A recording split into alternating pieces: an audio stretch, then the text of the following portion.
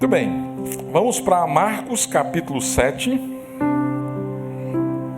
Lembre-se que Marcos, discípulo de Pedro,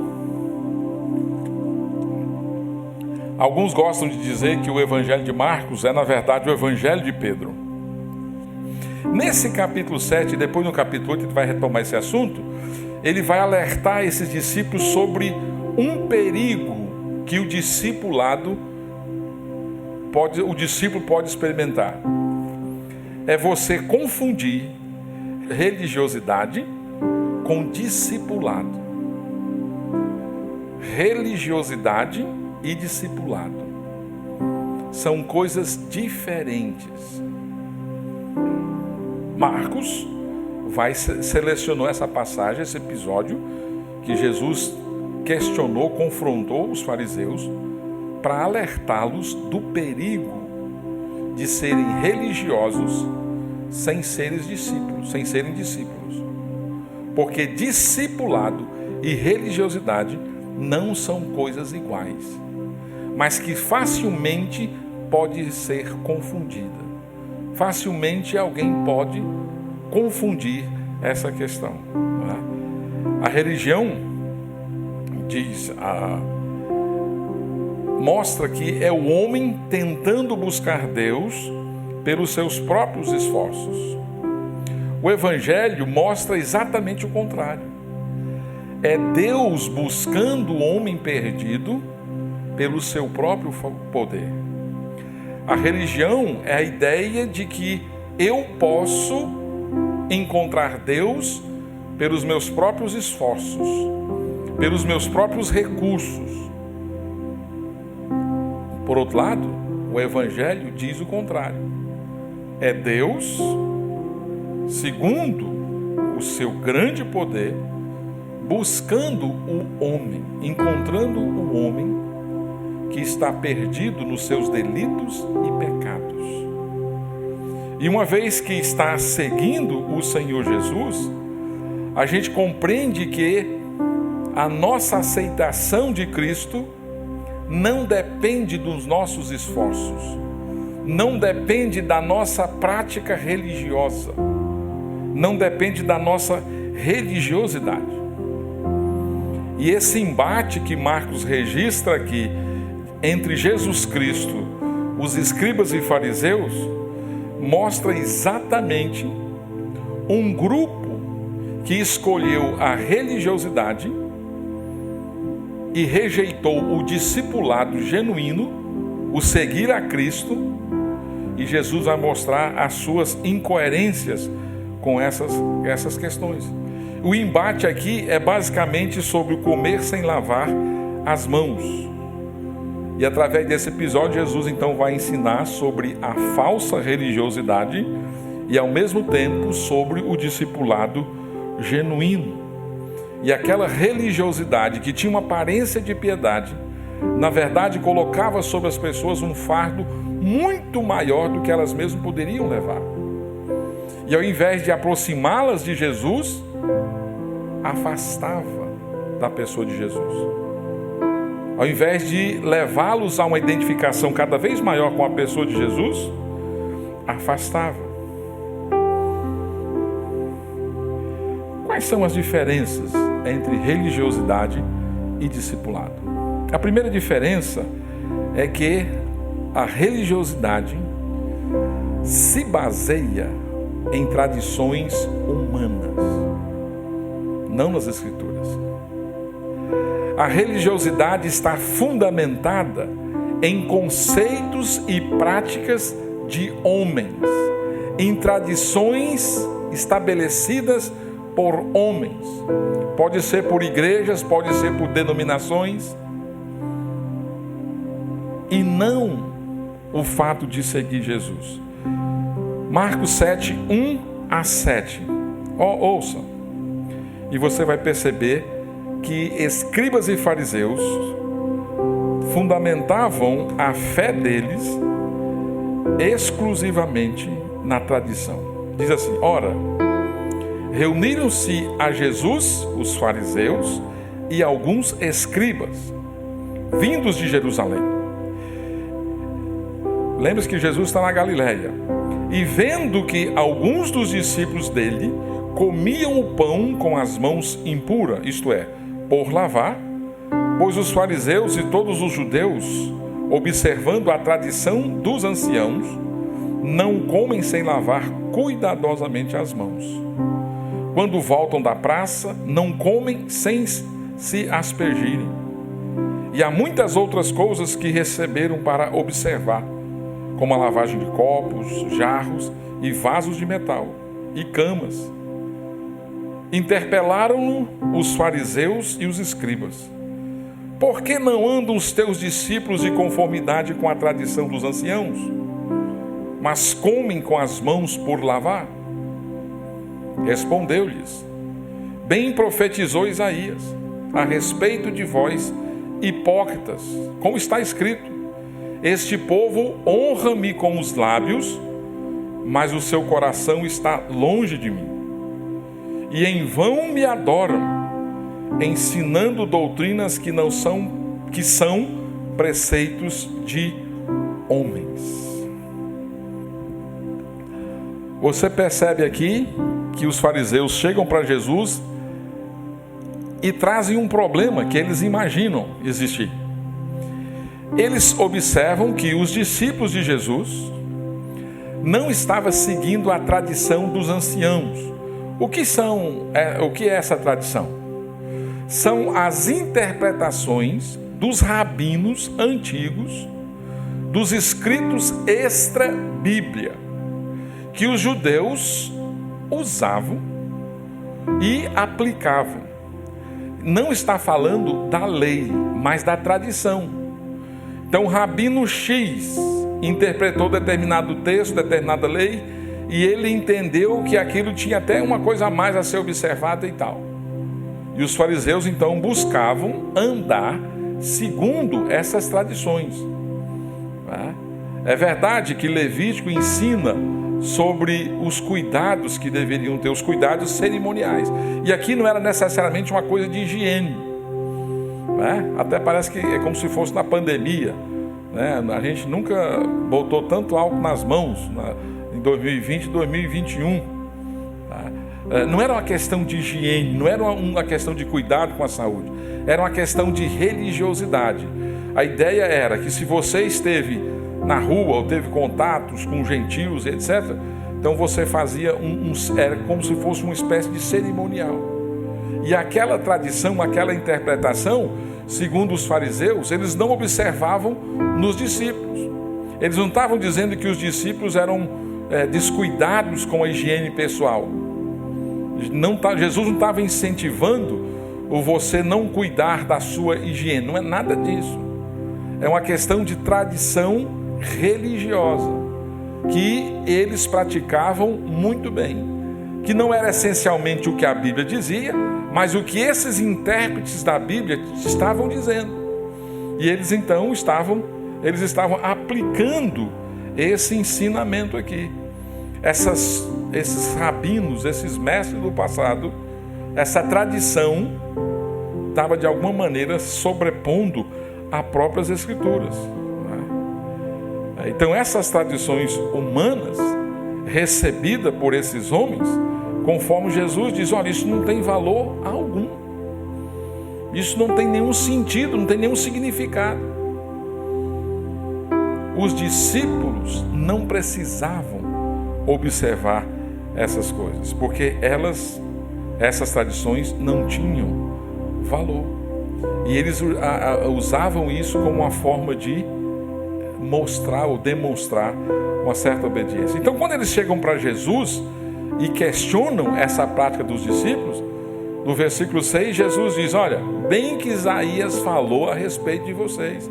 E o que foi que Isaías disse a respeito dessas pessoas? Esse povo honra-me com os lábios, mas o coração está longe de mim. E em vão me adora, ensinando doutrinas que são preceitos de homens. Olha só, Jesus está dizendo, olha, o discurso de vocês parece bonito, mas o coração está longe de mim. Porque quando eles desprezaram ou rejeitaram o ensinamento, a essência da Escritura e colocaram acima da Escritura a tradição como um meio de se chegar a Deus, eles perderam o sentido, o propósito da adoração a Deus. E aí a fala deles se tornou um discurso vazio, sem sentido, porque não acompanhava o coração. O discurso era bonito, a palavra era bonita, mas o coração não confirmava aquilo. Então Jesus mostrou que a religiosidade por si só não resolve a questão do homem com Deus, o chegar-se a Deus. Isso tem outras manifestações nos nossos dias. A questão de costumes eclesiásticos. A igreja pode traçar alguns costumes e pode chamar isso de doutrina. E se você não segue aquela tradição, você não é salvo. Então você percebe que aquela tradição passa a ser, ou está, acima da própria Escritura. Tradição, o ensino de homens são aqueles preceitos que não estão nas Escrituras, que não são ensinados por Deus. E eles passam a ideia de que você, ao observar aquela tradição, aquele costume, você vai estar sendo aceito por Deus. E às vezes esses costumes são apresentados com uma certa maquiagem de Bíblia. E um discípulo desatento, ele pensa que é a Bíblia que está ensinando. Vou te dar um exemplo: vestimenta. Se você pega e classifica certos tipos de vestimentas, aqui é uma vestimenta espiritual, aqui essa não é espiritual. Então, se eu estou com a vestimenta que é espiritual, dentro da tradição, eu sinto seguro. Eu não preciso me preocupar com as outras coisas. Eu não preciso me preocupar com o meu coração. Eu não preciso me preocupar como eu estou diante de Deus, porque eu estou dentro desse enquadramento. Outras práticas. Não fazer isso, fazer aquilo. Eu sou de um tempo, por exemplo, que um cristão jogava futebol em alguns lugares. Agora, a Bíblia proíbe? Alguém diz que proíbe. Ele diz que Jesus mandou parar a bola. Porque leu errado. Jesus disse, contou-lhes uma parábola, mas não foi parar a bola. Outros dizem que Jesus chamou o juiz de iníquo. Jesus contou uma parábola sobre um juiz que era iníquo, mas não tem nada a ver com futebol. Mandou jogar as redes no mar, não foi isso para Pedro? Joga a rede no mar, ó.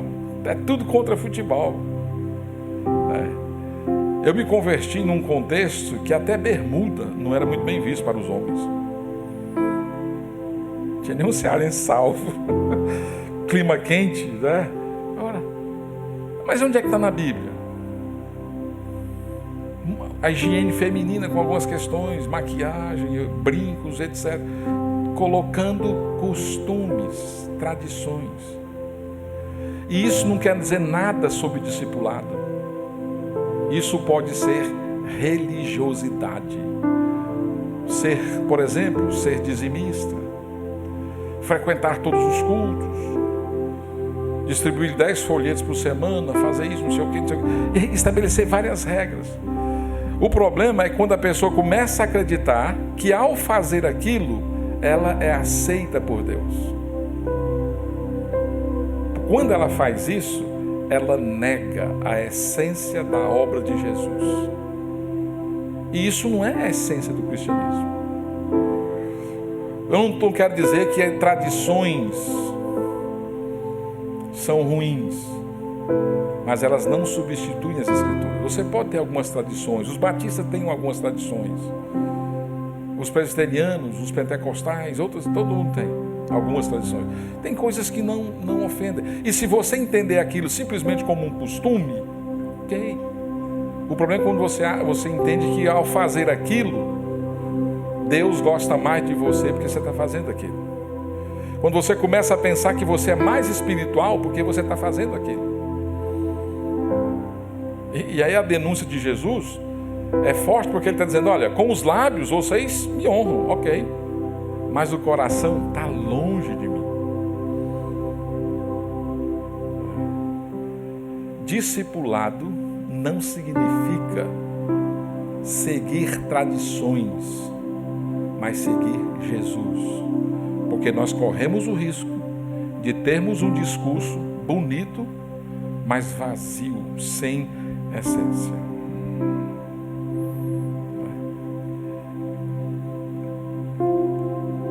Saul recebeu uma ordem de Samuel contra os amalequitas.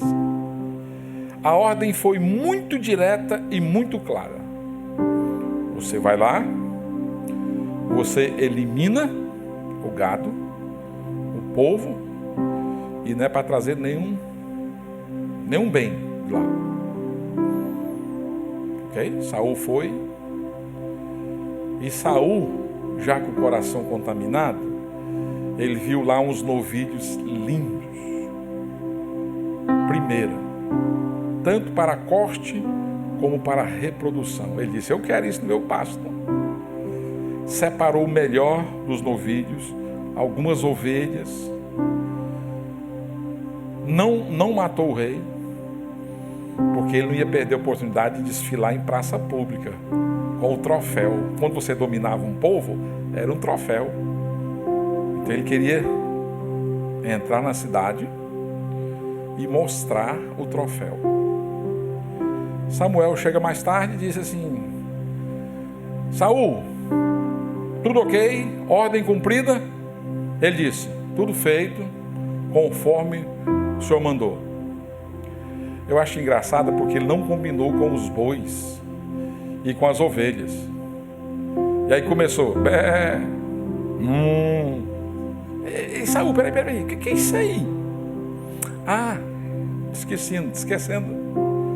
O povo, porque o religioso nunca assume. O povo estava querendo fazer uma festa grande para Deus. E aí separou o melhor, olha a justificativa, o melhor para fazer uma grande festa, um sacrifício para o Senhor. Aí Samuel, parece um cara meio brabo aqui, abusado, disse, acabou. Deus desistiu de você. Por quê? Porque ele achou que sacrifício substituía a obediência. Samuel porém disse, tem porventura o Senhor tanto prazer em holocaustos e sacrifícios, como em que se obedeça à voz do Senhor? Eis que obedecer é melhor do que o sacrificar, e o atender do que a gordura de carneiros. Porque a rebelião é como o pecado de adivinhação, e a obstinação é como a iniquidade da idolatria. Portanto, rejeitaste a palavra do Senhor, ele também te rejeitou, para que não sejas rei. Entendeu? Sacrifícios, ativismo, não substitui obediência. Pode maquiar. Você pode usar a tradição para esconder a essência do coração.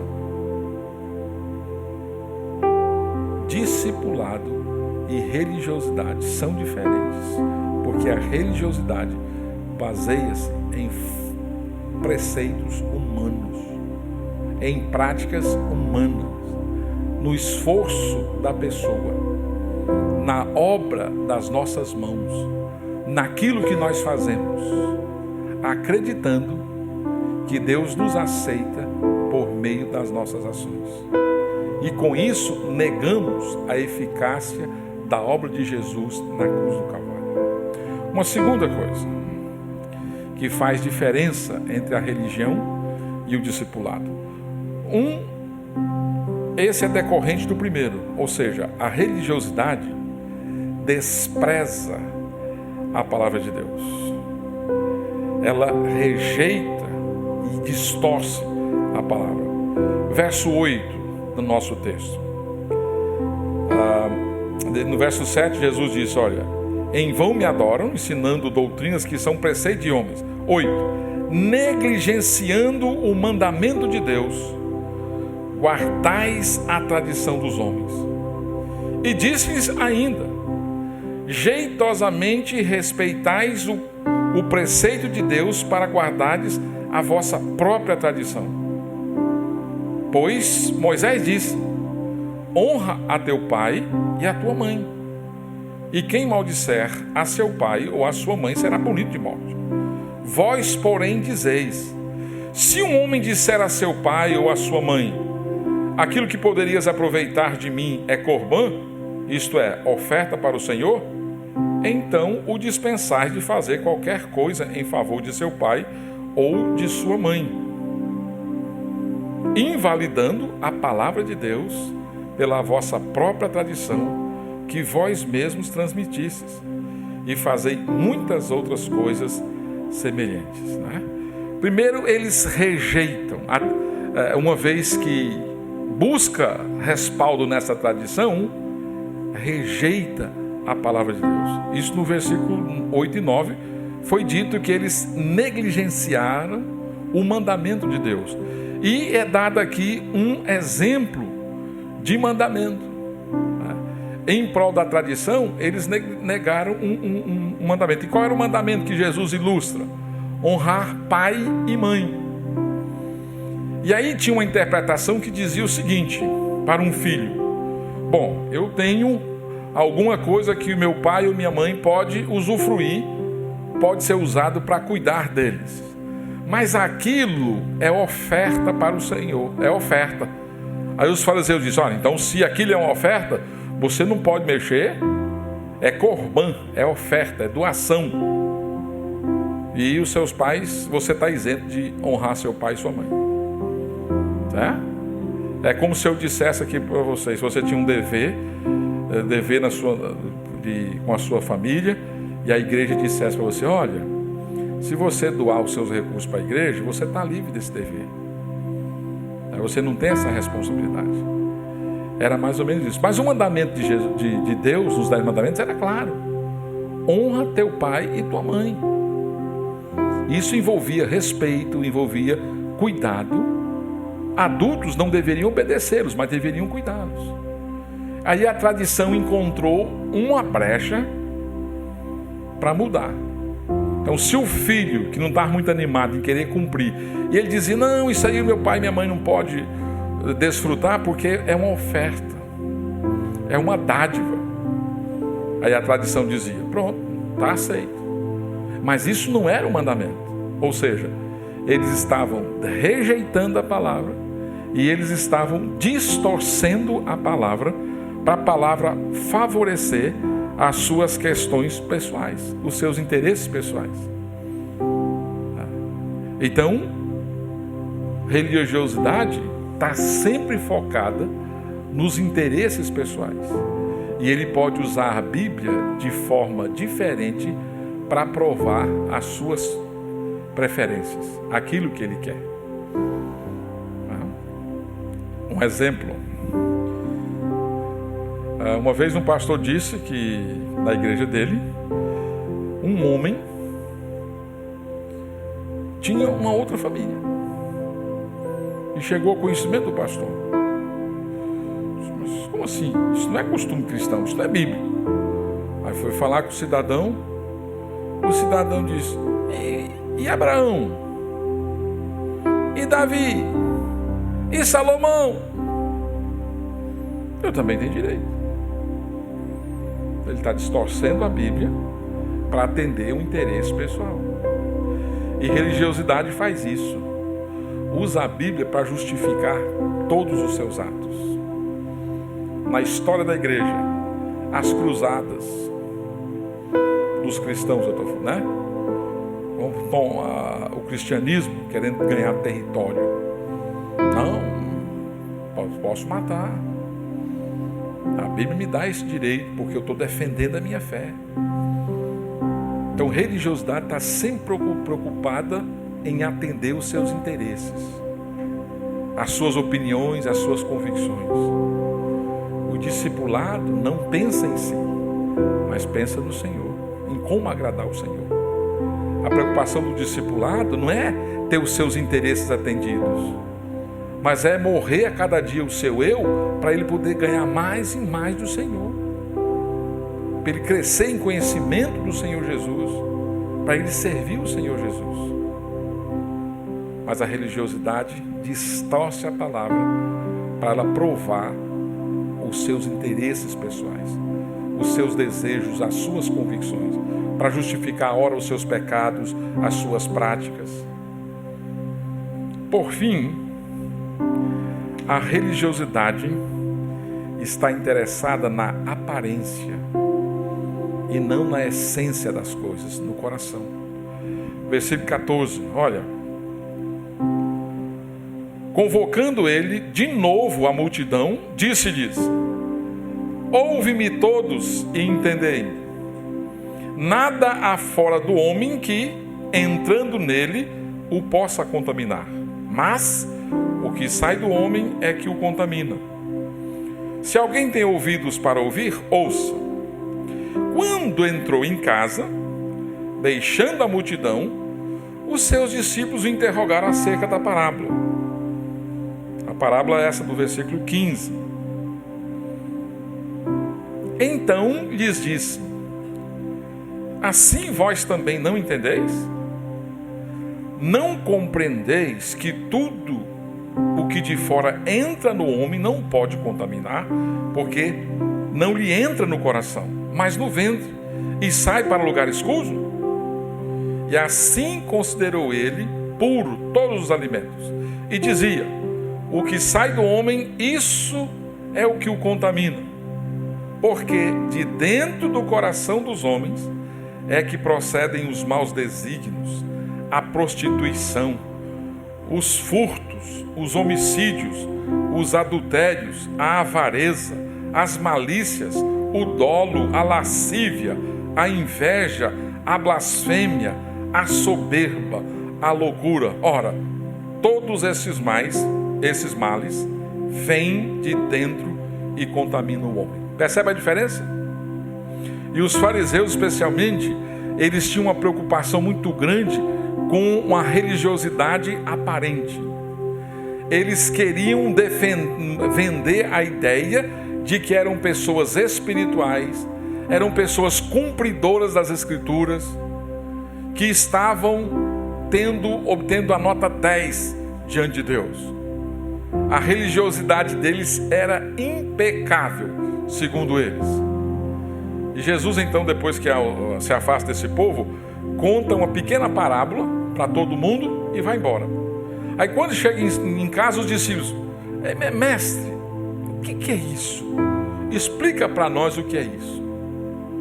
E aí Jesus diz: olha, vocês têm que estar preocupados com a fonte de todas as coisas. Vocês têm que estar preocupados com a fonte do pecado de vocês. De onde surgem essas coisas? Do coração. E não adianta você ficar maquiando, cuidando da aparência, sem cuidar da essência. Discípulos se preocupam com o coração. Sabe por quê? Porque eles sabem que Deus conhece os seus corações. Da onde é que vem todas essas coisas? Da onde é que vem os pensamentos horríveis? As reações horríveis? De onde é que vem os homicídios, adultérios, os furtos, todo tipo de maldade? De onde é que surge isso? É do meu coração. Eu preciso me preocupar com o que está dentro do meu coração. Davi, no Salmo 139, ele ora: Senhor, sonda-me, vê se há alguma coisa errada, vê se há alguma coisa torta, vê se há algum caminho ruim, e endireita-me pelas veredas. E aí o discipulado se torna desafiador, porque se eu me preocupar em cuidar simplesmente da aparência, tranquilo. É fácil demais.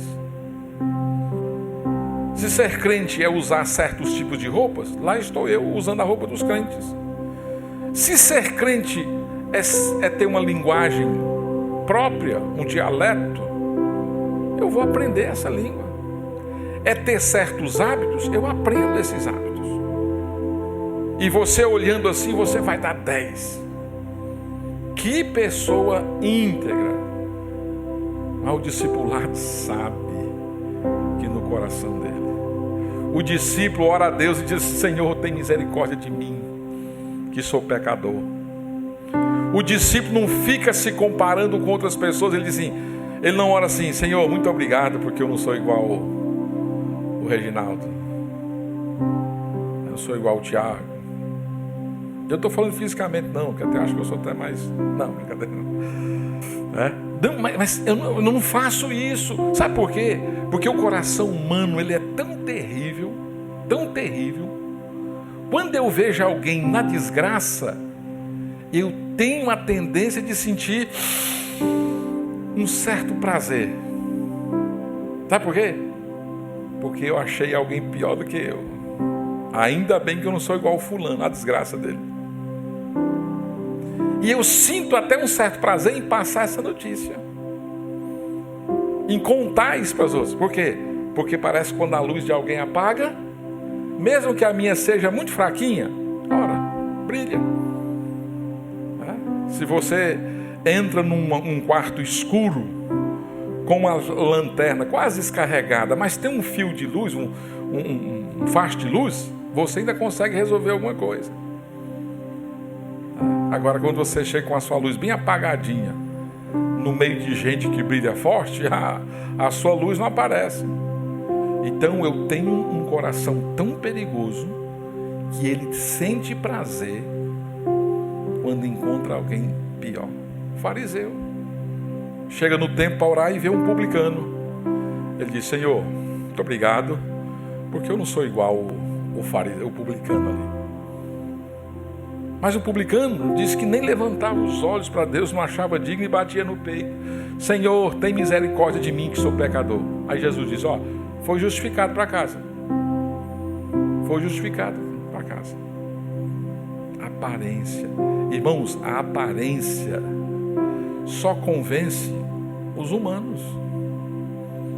E se a gente se contenta com isso, estamos longe do discipulado genuíno. Estamos longe da nossa caminhada com Deus. A gente precisa se preocupar com o coração, que é a fonte de todas as coisas.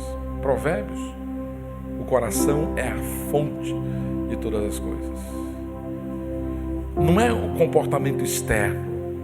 O comportamento revela o que está no coração. A palavra revela o que está no coração. O nosso comportamento inadequado, desaprovado pelas Escrituras, revela o nosso coração. Mas o nosso problema é no coração. E se você não atacar a origem, você não resolve o problema. Você só vai maquiando. Geralmente tem algumas profissões assim que são inusitadas, ou pelo menos é fora do comum. Eu tinha um amigo em Minas, e aí fui visitá-lo. Ele não era cristão. As filhas dele frequentavam a igreja. E conversando, ele era mais ou menos da minha idade, ele faleceu. E aí a esposa, a profissão da esposa, tem um nome, mas eu não vou lembrar o nome, mas ela era maquiadora. Não era maquiadora, ela reconstituía pessoas que tinham morrido em acidente ou alguma doença que a aparência estava desfigurada. E ela, com a fotografia, refazia a cara da pessoa. Eu dei graças a Deus, porque eu era pastor naquele dia. Eu pensei que a profissão meio indigesta. E ela fazia. E era uma arte. Porque por uma fotografia, por uma imagem, às vezes alguém tinha sofrido um acidente grave ou uma doença que desfigurou a pessoa, e ela deixava bem direitinho. A aparência 10, mas morto por dentro. E às vezes a gente se preocupa em passar uma imagem para os irmãos da igreja de que nós somos espirituais, de que nós somos super crentes, que temos uma vida impecável. Às vezes julgamos muito fácil a vida dos outros ou as outras pessoas. Somos rápidos em julgar e não cuidamos do nosso coração. Isso é religiosidade falida. Discípulos reconhecem as suas fraquezas, as suas limitações e se colocam aos pés de Jesus e clamam: Senhor, tem misericórdia de mim, que sou pecador. Senhor, tenha misericórdia de mim. Discípulos não estão preocupados com o que as pessoas vão pensar. Ele não usa estratégia para convencer as pessoas de que ele é um crente perfeito ou alguma coisa parecida. Ele simplesmente é. Ele não está confiando no serviço dele. Ele não está confiando nas obras dele. Ele está confiando exclusivamente na obra de Jesus, na graça de Jesus. Marcos está dizendo: cuidado em você ser religioso e não ser um discípulo genuíno. Em que você tem baseado a sua fé, a sua prática? É nas Escrituras ou nas tradições, nos ensinos de homens, ou que você mesmo inventou para você mesmo? Você se respalda na palavra sem distorcê-la, ou você só usa a palavra para provar os seus interesses? Você é seletivo com as Escrituras? Você se preocupa mais com a aparência de cristão ou com o seu coração afinado em harmonia com o Senhor? Você sabe que você é o que é por causa do que está dentro do seu coração? Coração é tudo que envolve o nosso interior, as nossas emoções, a nossa vontade, o nosso intelecto. Em outros lugares, Paulo chama de mente. E ele diz: olha, transformai-vos pela renovação da vossa mente.